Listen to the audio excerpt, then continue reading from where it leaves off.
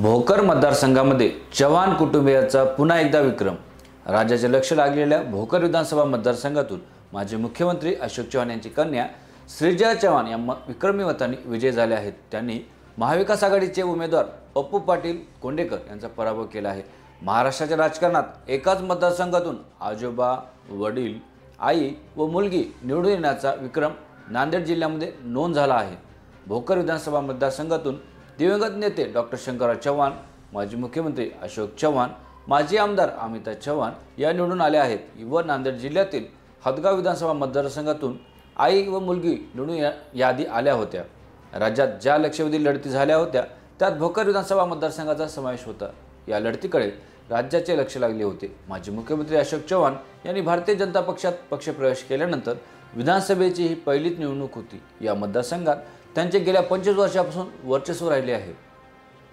भोकर विधानसभा मतदारसंघात श्रीजया चव्हाण यांच्या रूपाने चव्हाण कुटुंबातील तिसऱ्या पिढीतील उमेदवार प्रथमच निवडणुकीच्या रिंगणात उभा असल्याने या लढतीकडे राज्याचे लक्ष लागले होते। या मतदारसंघात चव्हाण कुटुंबाचे वर्चस्व राहिले आहे। या मतदारसंघात त्यांनी विकास केला असून यावर अशोक चव्हाण यांची चांगली पकड आहे। भोकर विधानसभा मतदारसंघात महाविकास आघाडीचे उमेदवार पप्पू पाटील कोंडेकर व महायुतीचे उमेदवार श्रीजया चव्हाण यांच्यात सरळ लढत झाली। महायुतीच्या प्रचाराची धुरा समर्थपणे माजी मुख्यमंत्री अशोक चव्हाण यांनी सांभाळली।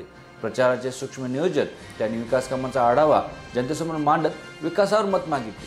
महाविकास आघाडीच्या नेत्यांनी अशोक चव्हाण यांना टार्गेट करून घेरण्याचाही प्रयत्न केला होता।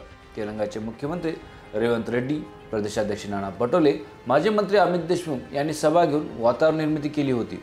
भोकर विधानसभा मतदारसंघात प्रथमच भारतीय जनता पक्षाचे कमळ फुलले आहे।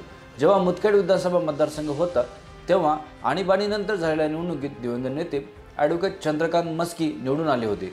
भोकर विधानसभा मतदारसंघाच्या फेररचनेत अर्धापूर, मुदखेड व भोकर तालुक्यांचा समावेश करण्यात आला। फेररचनेनंतर झालेल्या निवडणुकीत काँग्रेसचे उमेदवार निवडून आले आहेत। भोकरमध्ये आतापर्यंत केवळ काँग्रेसचेच उमेदवार निवडून आले होते, परंतु यावेळेस कमळ या ठिकाणी फुलताना दिसले आहे। माजी मुख्यमंत्री अशोक चव्हाण यांनी भारतीय जनता पक्षात प्रवेश केल्यानंतर भाजपाची ताकद वाढली व श्रीजया चव्हाण कमळाच्या चिन्हावर निवडून आले आहेत। नांदेड जिल्ह्यातील हदगाव विधानसभा मतदारसंघातून माजी केंद्रीय मंत्री सूर्यकांत पाटील व त्यांच्या आई निवडून आल्या होत्या। त्यानंतर जिल्ह्याच्या व राज्यातील विधानसभा निवडणुकीच्या इतिहासात प्रथमच आजोबा, वडील, आई व मुलगी एकाच मतदारसंघातून विजय होण्याचा विक्रम भोकर मतदारसंघाने केला आहे।